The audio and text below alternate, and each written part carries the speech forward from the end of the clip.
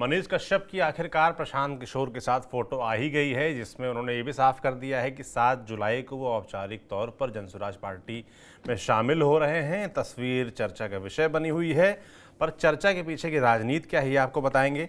इसके अलावा लालू साहनी कांग्रेस पार्टी को ओवैसी असदुद्दीन ओवैसी ने आखिरी बार चिट्ठी लिख दी है, आखिरी प्रयास वो कर रहे हैं साथ आने का। अब देखिए इससे क्या होता है। इसके अलावा मौलाना नाम से संबोधित करने से तेजस्वी क्यों उखड़ गए हैं, इस पर चर्चा करेंगे। नमस्कार, मेरा नाम सौरभ त्रिपाठी और आप देख रहे हैं हमारा खास शो राग बिहारी। मेरे साथ मौजूद है हमारे वरिष्ठ साथी पंकज जी। पंकज जी, बहुत स्वागत है आपका। धन्यवाद, थैंक यू। तो मनीष कश्यप आना ही था उनको प्रशांत किशोर के साथ, अब तस्वीर भी आ गई, उसमें लिख भी दी तारीख, उन्होंने कि 7 जुलाई को औपचारिक तौर पर शामिल हो रहे हैं। तो मनीष कश्यप जिस तरीके से भाजपा में थे, खुद को पत्रकार भी बताते हैं, एक्टिविस्ट भी हैं, नाराज होके भाजपा छोड़ दी, अब प्रशांत किशोर के साथ आ गए हैं। और प्रशांत किशोर लगातार बदलाव, साफ सुथरी छवि के लोगों को शामिल करना और प्रत्याशियों को लेकर तमाम दावे वादे करते रहते हैं कि आप देखिएगा हमारे प्रत्याशी। तो इन सब तमाम दावों के बीच मनीष कश्यप को लेना उनके लिए कितना अच्छा है, कितना बुरा साबित होने वाला है? देखिए, आपने मनीष कश्यप का जो परिचय दिया वो मैं कई बार यहाँ पर बोल चुका हूँ कि आप पॉलिटिशियन होकर के आप एक्टिविस्ट नहीं हो सकते, आप जर्नलिस्ट होकर के आप एक्टिविस्ट नहीं हो सकते। आपको बहुत बैलेंस रहना पड़ता है और अपना ओपिनियन को पीछे रखना पड़ता है और लोग क्या सोचता है उसको प्रेजेंट करना होता है। तो देखिए, सबसे बड़ी बात यह है कि मनीष कश्यप का जो स्टाइल था, मुझे लगता है किसी भी पॉलिटिकल पार्टी में उनका लंबा करियर होना मुझे डाउटफुल दिखाई पड़ता था पहले से भी। मनीष कश्यप तुरंत आग बबूला होते हैं, तुरंत एग्रेसिव होते हैं, अकेले चले जाते हैं, फिर उनका जर्नलिज्म बाहर आने लगता है, वो पत्रकारिता दिखाने लगते हैं, फिर अपनी ही पार्टी के खिलाफ बोलने लगते हैं। दरअसल पॉलिटिक्स में ये सब चलता नहीं है। पॉलिटिक्स में आपको बहुत ही ज़्यादा धैर्य के साथ काम करना पड़ता है। कई बार आपकी अपनी पार्टी में ही आपकी फजीहत होती है और आप उसको बर्दाश्त कर रहे होते हैं। कई सारे ऐसे नेता हैं जिनको आप देख लीजिए, वो पार्टी में बने रहे हैं, दरकिनार किए गए हैं, चुपचाप रहे हैं और अपनी बारी का इंतजार करते रहे हैं। पर मेरा यह मानना है कि मनीष कश्यप के लिए सबसे आइडियल चॉइस जनसुराज पार्टी ही है, क्योंकि जनसुराज पार्टी अब नई पार्टी है, वो पहली बार चुनाव लड़ने जा रही है, उसको दूसरे को ब्लेम करने के लिए बहुत कुछ है और उसके ऊपर खुद को ऑन करने के लिए अभी कुछ नहीं है। तो अभी बहुत अच्छी बात वो कर सकती है। उसकी परीक्षा तब होगी जब उसकी सरकार बनेगी और सरकार बनने के बाद जनसुराज पार्टी कैसे गवर्नमेंट चलाती है, फिर लोग उसको कसौटी पर परख सकेंगे कि भाई ये पार्टी अच्छी है या बुरी है। हाँ, ये बात मैंने हमेशा कही है कि जिस तरीके से दबंगई से और सबके खिलाफ प्रशांत किशोर बोल रहे हैं, वो चर्चा का विषय बने हुए हैं। लोग उनकी बात करते हैं, लोग उनकी बातों को सुनते हैं, लोगों को वो इम्प्रेस करते हैं। उनका स्टाइल थोड़ा अलग जरूर है। बारिश होती है तो वो कहते हैं बंद कर दो, क्योंकि आप भीग जाओगे और आपका स्वास्थ्य खराब हो जाएगा, इसकी जरूरत नहीं है, सभा हम कभी भी कर लेंगे। वो कहते हैं अगर हम खराब प्रत्याशी चुने तो आप उसको वोट मत देना, क्योंकि ये ऐसा नहीं है कि खराब प्रत्याशी को आप पार्टी के नाम पर वोट दे देना। तो ये सारे जो स्टाइल है प्रशांत किशोर के, वो लोगों को अपील तो कर रहा है, पर बड़ा सवाल यह है कि अपील करना और बूथ पर वोट देना, कन्वर्ट करना, ये दोनों में बड़ा फर्क होता है। ये बात आप जान लीजिए सौरभ। इसलिए वोट में ये तब्दील होगा, ये तो देखने वाली बात होगी। जहां तक मनीष कश्यप का सवाल है, 7 जुलाई तारीख तय है, फोटो भी उन्होंने सार्वजनिक कर दिया है, प्रशांत किशोर से मिल चुके हैं और मनीष कश्यप अब जनसुराज में शामिल होंगे। लेकिन सवाल ये उठता है कि क्या वो चुनाव लड़ेंगे?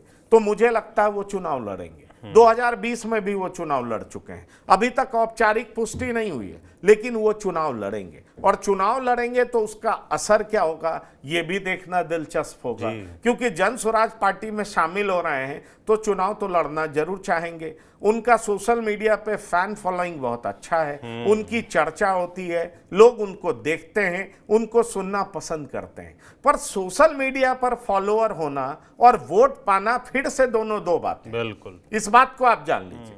सोशल मीडिया पे फॉलोअर होना और वोट पाना, ये दोनों अलग अलग चीजें हो जाती हैं कई बार। इसलिए किसी भी उम्मीदवार को इस बात को लेकर के काफी कॉन्फिडेंट नहीं रहना चाहिए कि मेरे इतने फॉलोअर हैं इसलिए मुझे इतने वोट तो मिल ही जाएंगे। ऐसा अक्सर होता नहीं है। और पिछले बार मध्य प्रदेश के चुनाव में हम लोगों ने देखा था कि कितने बड़े बड़े इन्फ्लुएंसर को कितना कम वोट मिला था और वो कहीं टिक नहीं पाए थे। इसलिए मनीष कश्यप आगे क्या करेंगे वो तो देखने वाली बात होगी, पर यह चर्चा का विषय जरूर होगा। दूसरी बड़ी बात यह है कि जन स्वराज पार्टी में कई लोग शामिल हुए और बड़ी तेजी से वो निकल भी गए। अब आनंद मिश्रा उनमें से एक नाम है, आईपीएस रहे हैं और जहां तक सवाल है कि इनकाउंटर करने में उनकी बड़ी भूमिका रही है, इनकाउंटर स्पेशलिस्ट माने जाते हैं। कहा जाता है हेमंता उन पर बहुत भरोसा करते थे, लेकिन फिर भी उन्होंने अपना करियर छोड़ा, यहां आए। बीजेपी से एमपी का टिकट मिलेगा इसकी वो उम्मीद लगाए बैठे थे, पर उनकी उम्मीदें तो पूरी नहीं हो पाई और वो बेचारे कहीं के नहीं रहे। तो फिर उन्होंने जनसुराज का दामन थामा, जनसुराज में आए, लेकिन कुछ दिन के बाद उन्होंने जनसुराज छोड़ दिया। तो बड़ा सवाल यह है कि जो मनीष कश्यप बीजेपी में गए, एक साल में बीजेपी से बाहर आ गए, जनसुराज में उनकी महत्वाकांक्षाएं पूरी होंगी क्या, ये एक बड़ा सवाल है। क्योंकि किसी पार्टी के छतरी के तले जब आप जाते हैं तो आपकी इतनी उम्मीदें तो होती है कि उस पार्टी के तरफ से आपको किस हद तक सपोर्ट मिलेगा, क्या उस पार्टी के बैनर तले आप एमपी एमएलए बन पाएंगे क्या, ये तो उम्मीदें रहती हैं ना। और उस उम्मीदों को अगर आप पूरा होता नहीं देख पाते हैं तो फिर आप ऐसी पार्टी में जाते हैं जो पार्टी सरकार बनाती है, जिस पार्टी की ताकत होती है। तो जनसुराज पार्टी की ताकत की परीक्षा अभी होनी है। जनसुराज पार्टी की ताकत की परीक्षा अभी तक हुई नहीं है। उपचुनाव में वो भले ही बहुत जगह चुनाव लड़े जिसमें उन्होंने बेलागंज में अच्छा प्रदर्शन किया, उनके प्रदर्शन की वजह से सुरेंद्र यादव का गढ़ ढह गया, उनके बेटे हार गए। लेकिन जनसुराज किस तरह का परफॉर्मेंस करेगी ये तो देखने वाली बात होगी। हाँ, जिन मुद्दों को प्रशांत किशोर उठा रहे हैं वो मुद्दे लोगों के बीच में चर्चा का विषय बन रहा है। प्रशांत किशोर लोगों के भावनाओं को समझ रहे हैं, लोगों के बीच मुद्दे क्या हैं उसकी चर्चा वो कर रहे हैं और इसीलिए लोगों के बीच वो चर्चित हैं। पर क्या वो वोटों में तब्दील होगा, ये बड़ा ही दिलचस्प पहलू है। ये परिणाम के बाद ही पता चल पाएगा। इसलिए मैं कह रहा हूं मुद्दे को समझना पर जनता का पूरा भरोसा जीत लेना, ये दोनों दो बातें। अच्छी बातें आप कर रहे हैं। देखिए अरविंद केजरीवाल ने बहुत तरह की बातें की, लोगों ने उन पर विश्वास भी किया, भरोसा भी किया। वो आए और लगातार 15 साल तक बने रहे, जीतते रहे। लेकिन इस बार वो चुनाव हार गए और इस बार चुनाव हार गए फिर बहुत तरह का आरोप भी लगने लगा, अपने लिए वो क्या क्या बना रहे हैं, बहुत तरह के आरोप लगे। तो प्रशांत किशोर का भी बहुत सारा स्टाइल उनसे मिलता जुलता है, पर क्या वो जीत में तब्दील होगा या वो हराने के लिए उतरे हैं, बहुत तरह की ऐसी बातें हैं। उसमें मनीष कश्यप का क्या फ्यूचर है ये देखना दिलचस्प। बिल्कुल, तमाम सवाल ऐसे हैं जिनके जवाब जब चुनाव हो जाएंगे, नतीजे आ जाएंगे तभी सामने आएंगे। अब बात कर लेते हैं एक और प्रयास की जो कि असदुद्दीन ओवैसी की तरफ से किया गया है। अंतिम प्रयास कह सकते हैं इसको। उन्होंने लालू यादव, मुकेश सहनी, कांग्रेस पार्टी सभी को चिट्ठी लिखी है और कहीं ना कहीं समर्थन मांगा है और कहा है कि साथ आना चाहिए। तो क्या लगता है आपको पंकज जी, सफल होंगे ओवैसी साहब कि ये अंतिम प्रयास भी खोखला साबित होगा? देखिए ओवैसी साहब की जो पार्टी है AIMIM, मेरे सूत्र बताते हैं कि आज वो पार्टी चिट्ठी लिखने जा रही है आरजेडी को, कांग्रेस को, लेफ्ट को, मुकेश सहनी को।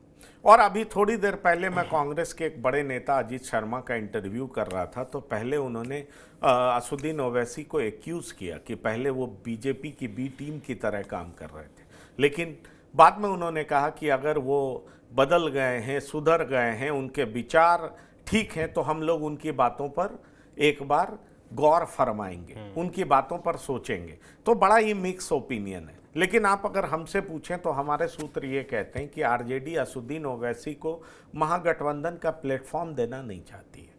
इसकी बड़ी वजह यह है कि आरजेडी को ऐसा लगता है कि अगर इनको लॉन्चिंग पैड दे दिया गया तो फिर बड़ी दिक्कत होगी, फिर इनको वापस खींचना आसान नहीं होगा, सत्ता में भागीदारी देनी होगी, हिस्सेदारी देनी होगी, जिसके लिए आरजेडी तैयार नहीं है। और ओवैसी भी इस बात को समझ रहे हैं, उनकी पार्टी भी इस बात को समझ रही है, इसलिए वो लोग भी बड़ा ही पॉलिटिकली इसको आगे रख रहे हैं, मीडिया में रख रहे हैं, लोगों से बता रहे हैं, ताकि वो अपने मुसलमान वोट बैंक के पास ये साबित कर सकें कि देखो हमने पूरा प्रयास किया कि मुसलमान के वोटों का बंटवारा ना हो, लेकिन ये आरजेडी वाले, ये कांग्रेस वाले, ये लेफ्ट वाले, ये वीआईपी पार्टी तुम्हारे हक को मारना चाहती है, तुम्हारे वोट पे संसद जाना चाहती है, तुम्हारे वोट पे विधानसभा जाना चाहती है, लेकिन तुम्हारे कौम से कोई नेता चुन करके आए वो इसको पसंद नहीं है, इसीलिए उन लोगों ने हमें खारिज कर दिया। ये बात असुद्दीन ओवैसी लोगों के सामने रखेंगे। तो एक तरफ वो चिट्ठी लिख रहे हैं, दूसरी तरफ उनकी बात पान पार्टी से चल रही है, बहुजन समाज पार्टी से चल रही है, क्योंकि उनसे जब मेरी बात होती है तो वो कहते हैं मेरा पहला प्रेफरेंस महागठबंधन है, हमें उप मुख्यमंत्री नहीं बनना, हम कोई सीटों को लेकर के ये भी नहीं है कि हमें इतनी सीटें चाहिए। फिर ये लोग हमें शामिल क्यों नहीं करते, हमें अछूत क्यों बनाए हुए हैं, फिर मुसलमानों के वोट को लेकर के ये नाटक क्यों करते हैं?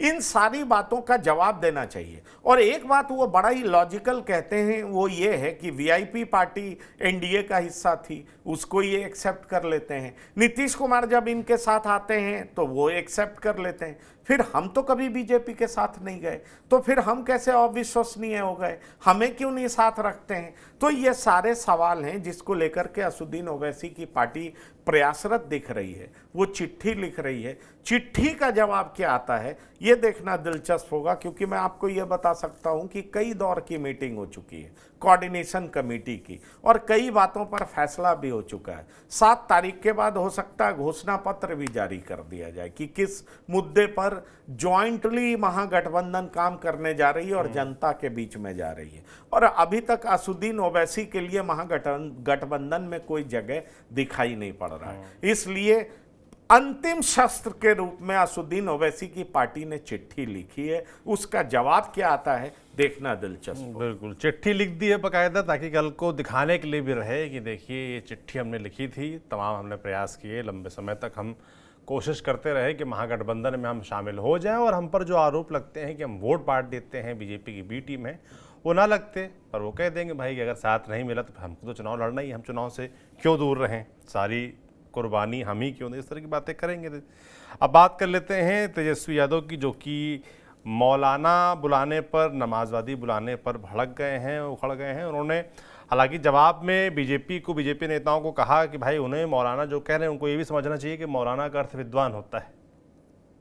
क्या है पॉलिटिक्स? देखिए, ये पॉलिटिक्स उनके लिए बड़ा ही फेवरेबल है। आप ये समझिए उनके मुस्लिम वोट बैंक को कंसोलिडेट किया जा सकता है। आप याद करिए मुलायम सिंह को भी मुल्ला मुलायम कहा गया था, और उसके बाद मुलायम सिंह के साथ जिस तरीके से मुस्लिम वोट बैंक एकजुट हुआ और कांग्रेस से ऐसे छिटका कि फिर कांग्रेस कभी भी अपना पांव उत्तर प्रदेश में जमा नहीं पाई, और मुलायम सिंह के साथ मुसलमान वोट बैंक जुड़ा रहा है। बड़ा सवाल यह है कि ये जो वक्फ संशोधन बिल है, उसके बाद ऐसे ही आरजेडी और कांग्रेस कॉम्बिनेशन को लग रहा है कि मुसलमान वोट बैंक हमारे साथ है। अब तेजस्वी यादव जैसे कहते हैं कि वक्फ संशोधन बिल को हम कूड़े के टोकरी में फेंक देंगे, कूड़ेदान में फेंक देंगे, तो सवाल जवाब का दौर दोनों तरफ से चल रहा है। और इस बीच में बीजेपी कहना शुरू कर दी है समाजवादी बनाम नमाजवादी। ये समाजवादी नहीं है, ये नमाजवादी है। तो ऐसे में बीजेपी ये कहना चाह रही है कि ये शरिया कानून से मुसलमान का भला करना चाहते हैं, ये मौलाना तेजस्वी यादव हैं। दरअसल ये जो तमगा बीजेपी लगा रही है वो एक तरीके से तेजस्वी यादव को अच्छा लग रहा हो, आप हमसे पूछिए, क्योंकि तेजस्वी यादव का मुस्लिम वोट बैंक छिटक जाएगा तो आधार वोट बैंक में सेंधमारी होगी। तेजस्वी यादव इसको बिल्कुल पसंद नहीं करेंगे, लालू यादव कतई बर्दाश्त नहीं करेंगे। और पिछले कुछ चुनाव से ऐसा दिखाई पड़ रहा है कि कुछ वोट बैंक छिटका है, और वैसे अगर जन स्वराज पार्टी भी मुस्लिम उम्मीदवार को उतारेगी तो वो भी कुछ वोट बैंक इधर उधर जाएगा। अगर असुद्दीन ओवैसी विरोध में उतरते हैं तो वो भी नुकसान पहुंचाएगा।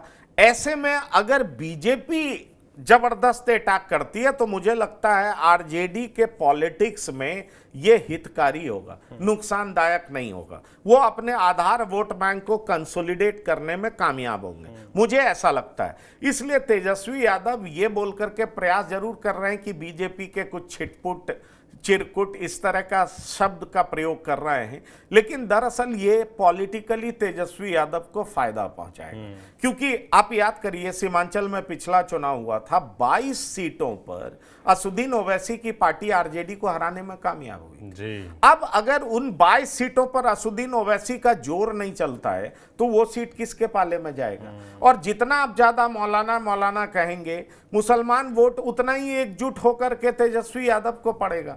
तो इसलिए इस तरह की बात तो आप क्या कह रहे हैं कि अनजाने में बीजेपी तेजस्वी यादव को मदद कर रही है? बिल्कुल, कम से कम उनका मुस्लिम वोट बैंक कंसोलिडेट कर रही है, इस बात को आप समझ लीजिए। और इससे उनको मौलाना बोल के इनका भी तो हिंदू वोट नहीं, वही तो है। बिहार में ये एक्सपेरिमेंट हमेशा फेल हुआ। अच्छा। इस बात को आप जान लीजिए, बिहार वो प्रदेश नहीं है। आप इस नाम पे पोलराइज करना चाहेंगे, कभी आप सफल नहीं होंगे वहां पर।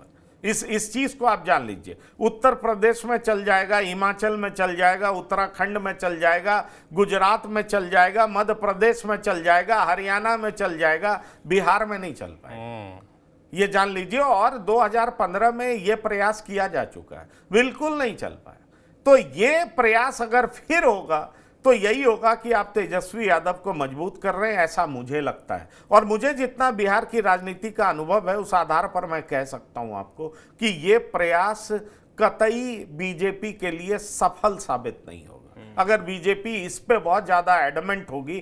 क्योंकि आप देखिए, ठीक है, 12% लोगों ने जेडीयू को तो वोट किया है ना लोकसभा चुनाव में, तो जेडीयू के भी वोटर्स हैं ना जो जेडीयू नीतीश कुमार पर भरोसा रखते हैं। और अगर बीजेपी इतना एग्रेसिवली बात करेगी तो जेडीयू का वोट भी खिसकेगा। मान लीजिए बीजेपी का नहीं खिसके, लेकिन जेडीयू का तो खिसकेगा, और इससे एनडीए गठबंधन को दिक्कत होगी। बिहार में रणनीति अलग होनी चाहिए, और इस तरीके से पोलराइजेशन की रणनीति मुझे नहीं लगता कि कारगर बिहार में हो पाएगा। अभी तक का इतिहास तो यही बताता है। बिल्कुल, और इतिहास से तमाम लोग सबक भी लेते हैं और लेने भी चाहिए, और राजनीति पे तो वो और ज़्यादा फ़ायदेमंद साबित हो सकते हैं। बाकी तमाम आज हमने जो बातचीत की उसमें जवाब मुझे लगता है वक्त के साथ ही मिलेंगे कि असदुद्दीन ओवैसी की जो कोशिश है वो उसमें कितना कामयाब होते हैं। मनीष कश्यप और प्रशांत किशोर का गठबंधन हो रहा है, वो कितने काम का साबित होगा। और साथ ही तेजस्वी यादव को लेकर जो बीजेपी ने बोला है वो किसके फेवर में जाने वाला है, ये वक्त के साथ ही पता चलेगा। बाकी